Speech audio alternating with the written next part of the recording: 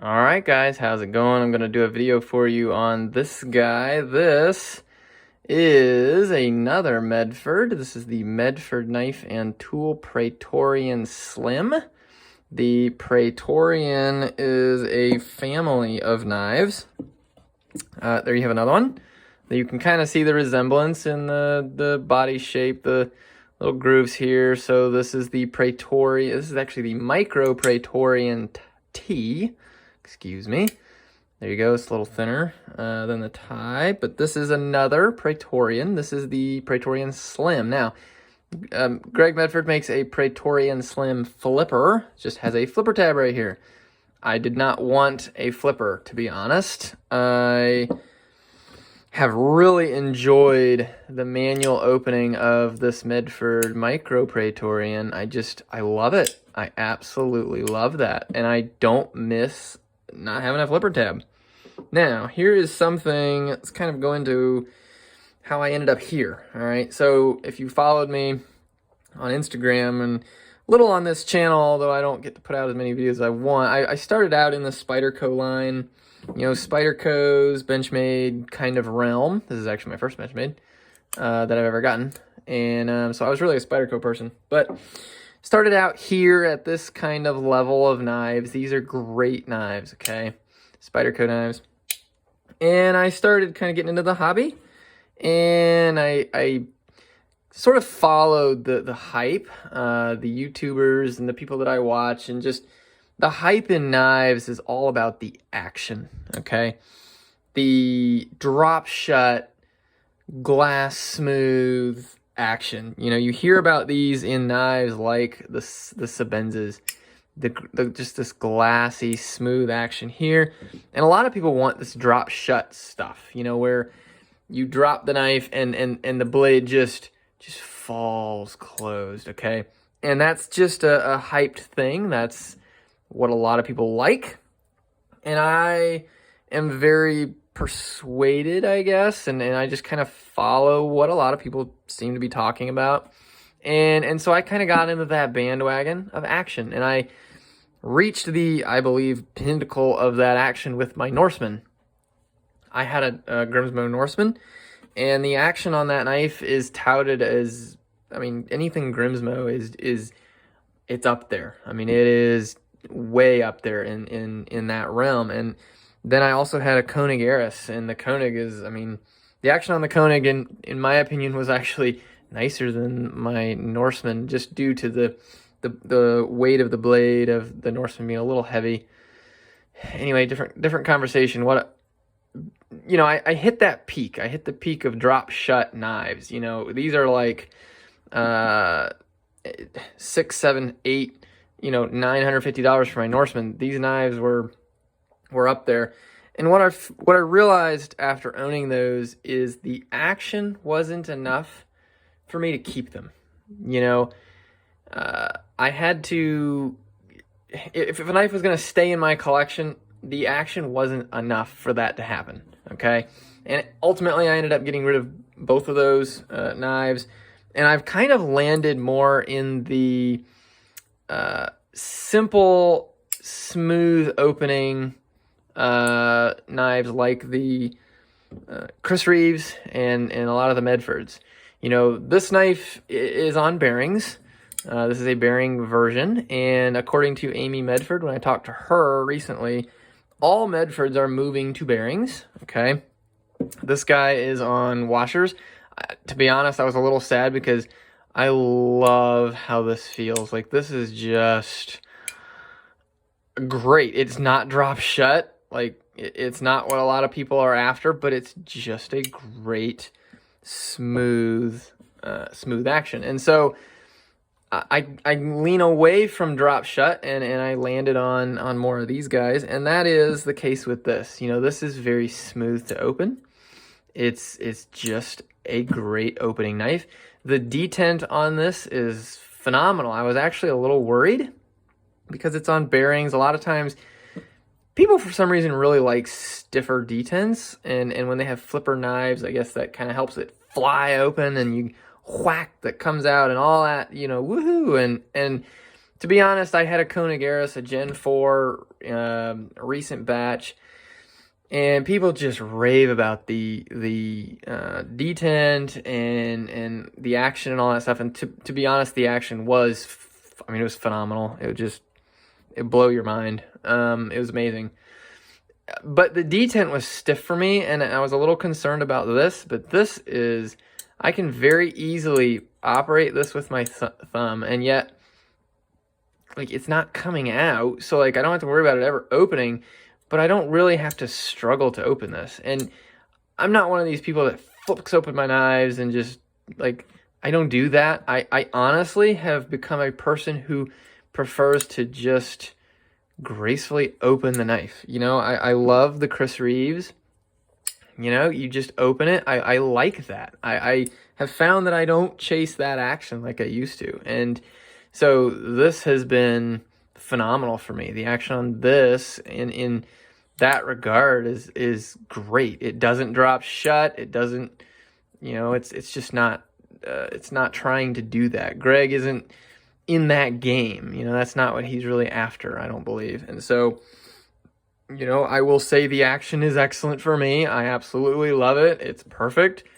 But it is not what a lot of people in the industry are chasing. So, there's that. All right, next. Beautiful knife, obviously. I paid $585 for this configuration. The stone-washed kind of finish. It sort of hides marks, you know, better than some of these other guys, like these guys. So, I kind of like the stonewash, and I like the black. Like, it goes with the clip. Like, everything is just, it just looks good, okay?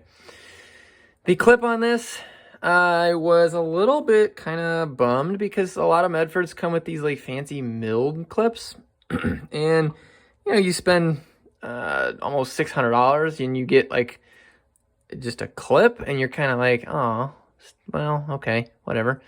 And so I got this in, but let me tell you, this is a great clip. I really like this clip, okay? It's stiff enough, doesn't come in and out of the pocket, you know, ridiculously hard, but it isn't going to, you know, it's not going to fall out, and it just works, guys. This is a great, great clip. And now that I've owned it, now that I've used it, I have no issues with this clip. It's not deep carry, okay? Some people like deep carry. I put a deep carry clip on this Benchmade, and it's not deep carry, but it doesn't bother me. I don't care. It's beautiful. I like, you know, having a little bit of this guy sticking out. I look down and I see, you know, a little bit of this knife, and it just brings me a little joy. Like, this is a phenomenal knife. And so the clip is great. No complaints. And as you can see, there's the over travel lock bar stop thing that they're including on their knives. Great touch. I really like that. Actually adds a little bit of look to it. Looks kind of nice. You can't open this. Yeah, that's a thing. I mean, Greg Medford, I think, has started saying you can. It's hard to tell. I don't have any paperwork that actually says you can start opening their knives and maintaining them yourself. Is that a big deal? It stinks. I understand why he does it. You know, you have a lot of crazy people out there. And to some degree, Chris Reeves he gives you a tool. He says, take it apart. But he also isn't, you know, going to accept stupid. So to some degree, there's a little bit of that in the Chris Reeves knives. But I do wish Greg would provide a tool and allow you to maintain the knife. And I am totally fine with him, you know, charging you to fix something if you mess it up, or if you really screw it up trying to do something stupid. I have no problem with him telling people, hey, you screwed it up, now you're going to pay for it, and I'll fix it. But I just wish, you know, they would change that. And I think they're working in that direction from what I can tell on the internet. So for now, that is a point on both of those that I would like to see some improvement on in the maintenance and disassembly. So there's that. Get that out of the room. The blade is gorgeous. I absolutely love this drop point. I suck at knife sharpening, okay? And so for me, a Tanto blade, it's like, that's extra sharpening that I have to deal with, different angle, you know, all that stuff. And so I'm just not a fan, but I also just really like this drop point. I mean, good gracious, this knife looks so good. It's phenomenal. All right. Negative. There is a negative. Now, you know, when you get a knife and it's like your new knife and you're like, oh my goodness, best knife ever. This is perfect. There's nothing wrong. It's awesome. You know, it's called buyer's hype. And I think at this point, buyer's hype has worn off. I carried this for a while and kind of felt that way. And then I found myself sitting down and I was like, man, I got that on recently. Oh, and I'd see pictures of it. And I'm like, ooh, I want to carry my on again. And so forth and yada, yada. And to be honest, as much as I love my other knives in my collection, you know, even after a couple weeks, the knife that I go for is still this guy. So I'll have more to say on that in a minute. I say that just to kind of, you know, put it out there that I think, you know, buyer's hype is over, and I think I can kind of give a good, honest opinion. Again, it's my opinion, so take it for that. Now, the negative. So the lock bar little cutout shelf thing is like a 90-degree piece of titanium, and it's stiff. And so, like, that's just one time, okay? It kind of hurts, guys. It does. I'm not gonna lie. Now, what's interesting is my Micro Praetorian has the exact same kind of shelf. This doesn't really bother me. It kind of gets you, but it doesn't really bother me. Like, it doesn't hurt the same. This kind of hurts. And I actually watched a video. Somebody made a comment that they made a comment that Greg closes his knives in a way where he uses his fingernails, and somebody commented that maybe that's why that's how he operates the knives, and so it's not a thing. Whatever, if you want to call that a ding, you can call it a ding. If you want to call it, it is sharp, okay, guys? And if that will cause you to bash Medford Knife and Tool or bash the Praetorian Slim or not carry it, then you didn't like this knife to begin with, and you probably didn't like Medford knives. So I can honestly say that's a thing. That's legit. It's sharp, and it kind of hurts. This is still a fantastic knife, and I carry this all the time. So there's that. Let's look at this here. This is also pretty cool. You got the stop pins in there. I just think, I mean, look at how they're tucked in. It's like he created this perfect little cradle, and then they like rock out, and then they like cradle themselves. I mean, oh, that's just so cool. It's so cool. I love that. Maybe it's just me, but I love that. That's really nice. This guy doesn't quite have the same. I mean, they're there, and then they click in. So just doesn't quite bring me the same joy that this does. That's really cool.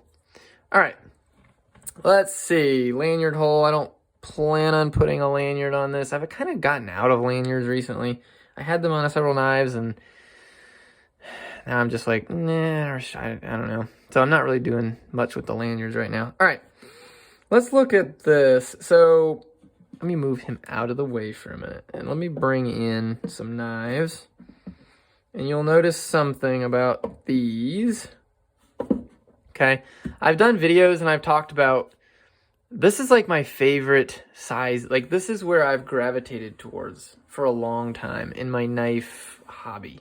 This size knife.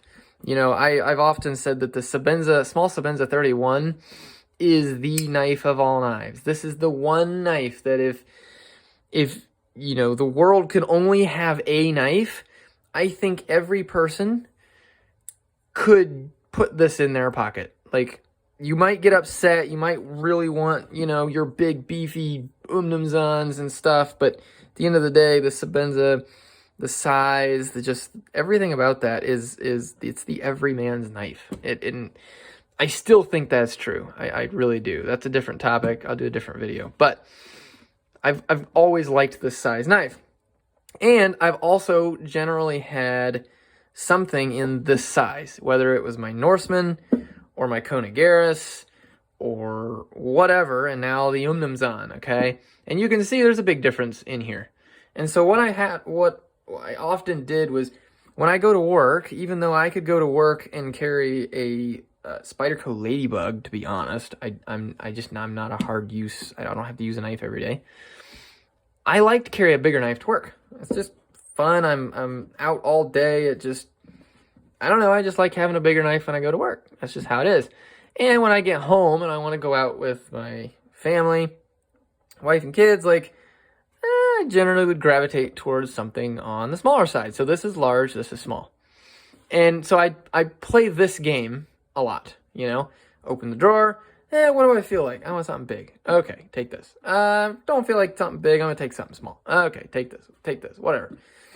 And so I kind of went back and forth, and I've kind of done that for a long time. I mean, I have some specialty purpose smaller knives, you know, for whatever reason, but generally it's you know, large, small in most of my knives. And most of my knives fit in this category. So let me take these out of here. All right, so here I am. I'm doing this all the time. In comes this guy. And I sit him and I start carrying him. And I'm like, oh my goodness. He's like right in the middle of what I've always kind of had, small and large. And let me tell you guys, as much as I like my Sebenza, as much as I like my Micro Praetorian and my special, oh, I love this knife. This is such a strong sentimental attachment to this knife. If I could only keep one knife in my entire collection, I'm a sentimental person. This one is very special to me. I'll have to do a video on this. Anyway, back to this. I lost my train of thought. Okay.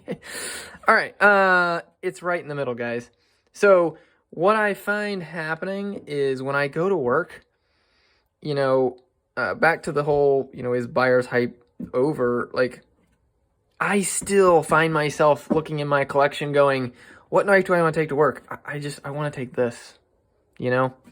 When I get home and I can go out somewhere, I'm like, okay, I should want this, and I still find myself wanting this knife. And you know, I talked about buying knives, you know, following hype, following trends, and you get into this, you know, you own a knife because it's a popular knife, and at the end of the day, to some degree, the Umnumzan falls in that for me. Now, the small Sebenza to me is a legit, like, this is a me knife forever kind of deal. The Umnumzan is a great knife, but it's not necessarily a me. I mean, 100% me. I like it. It's not going anywhere yet, so I like having that size, and it is fitting that bill. But this is the knife that I find myself actually wanting to carry. You know, this knife isn't super hyped. Like, it's not the in thing. It's not the coolest action. It's not what everybody on YouTube is talking about right now. Like, but me personally, like me wanting a knife, this is the one I want in my pocket, you know? And I look at awesome knives like this and this every day. You know, even if you go down to, you know, Benchmade and like, this is the most fidgetable knife I have ever owned. This is so much fun to do. I never knew how much fun that is to do. But all of these nice knives, this is what I want to carry. This is the one that has been in my pocket the most, even after buyer's hype and that initial week or so that you own a new knife. It's the right size, okay? It's right there in between. I can carry it at basically any occasion. It's Slim, okay? Look at this. And people complain about Medford. And to be honest, okay, they picture this, you know, this gnarly man knife, you know, big, I mean, this is, obviously, you've seen my other video, this isn't thick either. But they kind of, you know, oh, Greg, Medford knife and tools, not for, you know, this, whatever. This is sleek. Guys, this looks amazing. There's nothing raw, you know, pokey, jabby, sharp. Like, this is a great looking blade. Honestly, it doesn't really, it looks normal, like a Sabenza. I mean, it's got these finger things, but they're just kind of aesthetics. And people talk about Medford knives are too thick, yada, yada, yada, blah, blah, blah, blah, blah. All right, guys. Those people don't own Medford knives, or they're picturing the Medford, the tie, which is, you know, the thickest knife he makes, and they're just like, rawr. Okay, this is a small Sabenza 31, and to be honest, if I'm, like, comparing these two, I'm gonna say they're the same. You know, I'm not putting calipers on here. This actually may be a micro bit bigger. It's hard to tell. I'm going to say they're the same, okay? Nobody complains about this being thick and heavy and chunky, but they kind of lump everything Medford knife and tool makes into thick and heavy and chunky. This is the knife. If you want a Medford knife and you want something sleek and classy, and this is it, guys. This thing is so easy to carry. It's great in the pocket. And like I said, it has really been a game changer for me because I find myself wanting to carry this knife. And Medford, Greg, Amy, y'all, this was a home run. I really hope you keep this around forever. Like, this is a phenomenal knife. This can reach so many people who want, you know, who for whatever reason may not want that bigger, thicker knife. This is it. And they make different versions of this. You can get the flipper tab version. I, again, really just like opening the knife with my thumb like that. I don't really care to flick open that. Like, I just don't care. That's not my thing. So, yeah, there you go. You know, I don't know what else to say. The lock bar on a couple of Greg's knives, they kind of stick out, which I'm not a big fan of. I don't know why he does that. This one doesn't really. So this one's pretty decent. This one is all tucked up in there. Sorry, the lighting's not working out right, but it's all tucked up in there, so I like that better than some of them. But I don't know what else to say, guys. This is, to date, the knife that actually brings me the most joy to carry on a daily basis. Obviously, this is very special to me. I just love this knife. Look at that. Oh, I love this knife. And my wife got this for me. So this is like, you know, super amazing. But yeah, the Medford Praetorian Slim. There you go. I don't really know what else to tell you. This is a great knife, and anybody looking at getting one, I just say get it. And you know, I've never called in for warranty. I don't know how any of that goes. I've not taken it apart. I've not had to. I don't abuse my knives. So if you're looking for somebody to give you an opinion on all that, it's not me. From a guy that just carries his knives, you know, all the time and enjoys knives, this is a winner. This is an amazing, amazing knife. There you go. Thank you for watching. If you have any questions, ask. I'll try to answer them, and I appreciate it. Talk to you guys later.